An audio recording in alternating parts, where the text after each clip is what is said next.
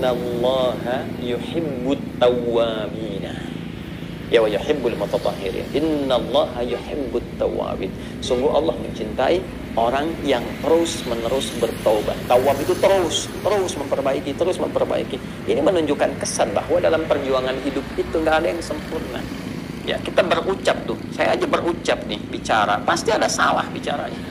Pasti itu, nggak mungkin orang berucap benar terus tuh, pasti ada salahnya. Ya, entah salah dalam menyampaikan mungkin apakah ayatnya ataukah hadisnya, atau salah bicara sesuatu yang tidak pantas dikeluarkan, itu mungkin terjadi. Nah, sepanjang manusia ketika sadar, kadang Allah ingatkan lewat orang-orang sekitaran, ya, kalimatnya nggak enak untuk didengar, tidak pantas untuk diucapkan, kalimat yang kurang bagus, sadar kita itu, kita perbaiki. Ya, saat memperbaiki itu dilakukan karena Allah berikan petunjuk itu, cinta Allah turun, maka terjagalah lisan itu. Nah, bukti cinta itu kemudian kita dapati, kita punya kekuatan untuk menjaga kemudian apa yang pernah salah itu menjadi lebih soleh, lebih baik. Gitu. Ya, sama sampai ke ujung kaki, ke tangan, ke kaki. Nggak ada yang selamanya itu baik. Ya, teman-teman yang di rumah tangga, kita bawa babnya ke rumah tangga. Apakah akan mendapati selama suami sempurna? Ya, apakah istri akan mendapati selamanya suami itu sempurna? Mustahil. Pasti ada salahnya. Sepanjang dia manusia, pasti ada salahnya. Istri juga begitu, nggak akan selamanya baik. Pasti ada salahnya di situ. Ya. Karena itulah kemudian ketika menemukan hal-hal yang seperti itu, maka cari jalan untuk menyempurnakannya. Maka cinta Allah diturunkan. Saat cinta itu turun, itulah yang didapatkan samarah. Ya, sakinah, mawaddah, dan rahmah. Ya, konsep yang tadi di rumah tangga ditarik ketemu Quran surah keempat, An-Nisa ayat 19. Ya kan? Fa in karihtumuhunna fa 'asa an takrahu syai'an wa yaj'alallahu fihi khairan katsira. Lihat di ujungnya. Kalau engkau mendapati pasanganmu itu ada sesuatu yang kurang dan engkau nggak suka itu, ya, jangan marah dulu. Ya, diam dulu, gitu kan? Tenang, supaya lebih jernih dalam berpikir. Setelah itu engkau kaji. Oh, engkau temukan, justru disitulah ketika engkau ketemukan kekurangan di pasanganmu, itulah hikmahnya Allah kirimkan engkau untuk menyempurnakannya. Itu kan? Jelas ya? Baik, ini gambarannya teman-teman sekalian. Baik. Nah, ini sesuatu yang sangat mahal. Nah, ketika ini diambil, ada pahala. Nah, jadi konsep pahala itu jangan digambarkan kepada perbuatan ma'ruf saja.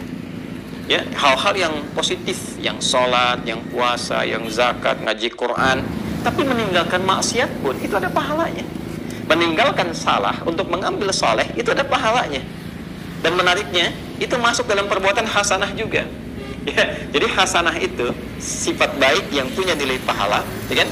Sifat baik yang punya nilai pahala itu dibagi dua. Ada yang sifatnya amar ma'ruf, ada yang sifatnya nahi mungkar. Ya, ketika Anda sholat itu amar ma'ruf. Ketika Anda meninggalkan maksiat itu nahi mungkar. Ya, contoh misalnya kan, ada orang berbuat salah nih. Ketika berbuat salah dia pengen taubat, datang ke Nabi sallallahu alaihi wasallam. Nah, saat akan tiba waktunya salat, maka Nabi tahan dulu, kita salat dulu. Begitu salat, dia datang lagi mengkonfirmasi. Nabi katakan taubatmu sudah diterima, engkau tadi salat. Ya, ketika dia salat itu sedang memanjatkan permohonan taubatnya. Ya, itu diterima, dikonfirmasikan oleh Allah dengan turunnya Quran surah ke-11 Hud ayat 114. Aqimis salata tarafain nahar wa zulafan minal lail innal hasanati yudhibnas sayyi'at. So, perbuatannya sayyi, sifatnya jamaknya sayyi'at. Ya, ketika Allah turunkan kata hasanah di situ, Allah katakan perbuatan baik itu yang merubah seseorang dari salah menjadi pribadi lebih soleh, itu melahirkan hasanah, itu ada pahalanya dan menggugurkan dosa-dosanya. Anda bayangkan nggak dengan taubat itu, salahnya gugur, dosanya gugur, terus tetap dapat pahala di situ. Pahala datang. Ya. Berapa nilai pahalanya? 10. Okay. 10. Dari mana konfirmasinya? Quran surah yang ke-6 ayat 160.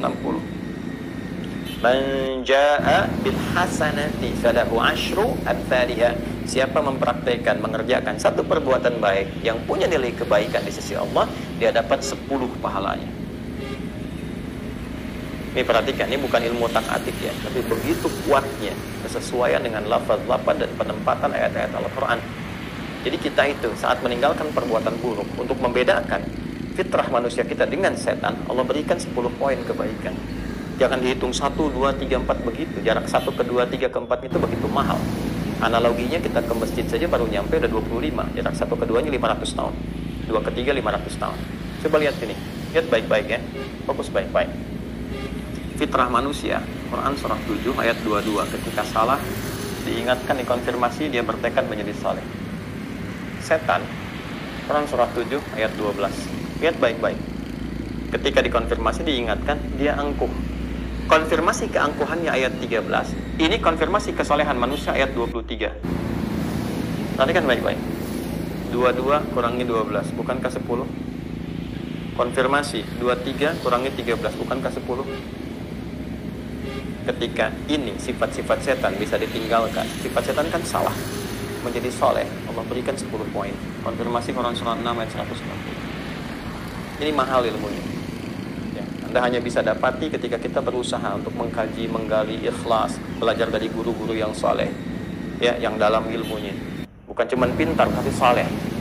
Kita akan merasakan kenikmatan Allah yang sangat luar biasa. Betapa Allah sayang dengan kita ya, betapa Allah sayang dengan kita. Kalau sudah paham ini, baru kita belajar kalimat, ngerti dulu ini ya. Saya ingin tanamkan bahwa nggak ada manusia sempurna.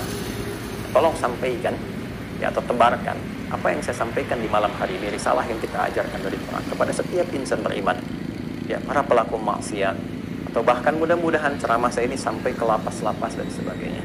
Anda yang terjebak dalam kesalahan, yang sekarang Allah isolasi supaya menjadi lebih baik, makanya di lapas ada masjid, kadang-kadang datang ustadznya dan sebagainya. Saking sayangnya Allah diberikan jalan untuk kembali, kurang apa lagi gitu kan.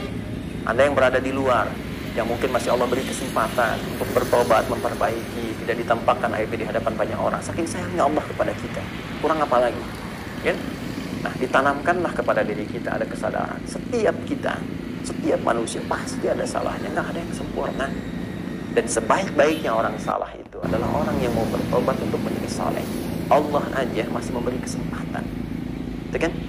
Dengan sifat sayang, maka kita sebagai manusia mesti meneladani ini. Kita menebarkan nilai kebaikan ini supaya semua menjadi baik. Kan yang kita inginkan semua jadi baik ya. Maka ketika muncul dalam diri kita itu kesadaran bahwa kemarin mungkin pernah salah, kemarin mungkin pernah berbuat begini, cepat ambil peluang itu dan sadarilah pada saat itulah Allah sedang menanamkan cintanya. Betapa banyak wali-wali Allah Subhanahu wa taala ya, orang-orang yang sangat dekat dengan Allah. Di banyak ayat tentang wali dalam Quran. Inna awliya Allah la khaufun 'alaihim wa lahum yahzanun. Sungguh wali-wali Allah itu ditanamkan ke dalam jiwanya keyakinan yang kuat, kedekatan dengan Allah, sehingga kedekatannya luar biasa, nggak ada takut, nggak ada sedih, nggak ada gelisah, kecuali semuanya menyerahkan diri kepada Allah. Saking dekatnya dengan Allah Subhanahu wa taala. Banyak orang-orang dulu yang kemudian kita kenal dekat dengan Allah, ibadahnya, kebijaksanaannya, kemuliaannya, ada yang jadi ustaz, jadi penyampai hadis, jadi macam-macam. Bahkan sejak era sahabat, kan era tabi'in, banyak sekali. Dan pada awalnya siapa mereka? Ialah orang-orang yang mampu belajar dari kesalahan yang pernah mereka perbuat. Banyak sekali ya. Ada ahli maksiat yang tadinya doyan, kemudian maksiat dengan musik, minum khamar dan sebagainya. Tiba-tiba ya lewat seorang sahabat hanya menyampaikan pesan saja, kecil kalimatnya disampaikan dengan sungguh ketulusan, kemuliaan dan sebagainya, menyadarkan bagaimana kalau engkau wafat dalam keadaan sedang begitu, apa enggak malu ketemu Allah. Ya, bahasa kitanya begitulah, menghunjam kepada jiwanya ya. Makanya ini penting bagi kita para ulama itu ya, masuk juga ustadz-ustadz tuh yang dakwah-dakwah ya di masyarakat itu mesti menanamkan keikhlasan yang kuat. Kita harus berusaha itu ya. Godaannya begitu banyak, materi, popularitas, macam-macam, tapi kekuatan itu mesti ada, keikhlasan, supaya menghujam kalimatnya ke jiwa. Kan cuma jadi konten gitu ya, orang ingat itu, ingat tapi tidak merubah hatinya. Ini problem ya. Ini kembali kepada kita semua. Banyak sekali, ada yang tadinya pembegal, tiba-tiba belajar dari kesalahannya, dia tobat, diterima tobatnya oleh Allah, tiba-tiba jadi ahli hadis kan. Jundub bin Junada, Abu Dzar Al-Ghifari, kita kenal sampai sekarang. Banyak sekali kisah inspiratif. Makanya penting kita merubah bacaan-bacaan kita sekarang itu, lebih mengedukasi diri kita pribadi. Kenapa sih harus baca sesuatu yang gak ada manfaatnya? Ya harus memviralkan hal-hal yang gak penting gitu. Ya saya juga heran sama media-media sekarang tuh ya, yang ditampilkan tuh yang jelek-jeleknya, yang isinya tuh gak ada faidah, yang gak ada manfaatnya. Itu kan gak mengedukasi gitu ya kan? Sedangkan kita menginginkan bangsa kita maju, bangsa kita itu pintar, bangsa kita itu bisa makmur, bisa hebat, tapi berita yang disajikan isinya sampah. Ya mohon maaf itu, yang kalau kita lihat tuh 85% berita sekarang, silahkan klik tuh, rata-rata apa ya, apakah perselingkuhan, apakah ini yang korupsi, ini pencurian, pembunuhan, terus kronologisnya diajarin lagi di situ tuh. Itu kan yang nggak perlu gitu. Mohon izin ya teman-teman, kita rasanya kenapa media itu semakin meningkatkan konten yang seperti itu, karena ada peminatnya Nah, inilah pentingnya kita edukasi sebagai umat Islam. Jauhi yang seperti itu. Ya, baca yang bagus-bagus dulu. Saya pikir era 90-an, 2000 awal itu buku-buku itu bagus-bagus sekali. Kisah-kisah inspiratif, kisah ini, kisah itu, bacaan-bacaan bagus. Itu yang perlu kita kumpulkan sehingga kita teredukasi dalam kebaikan.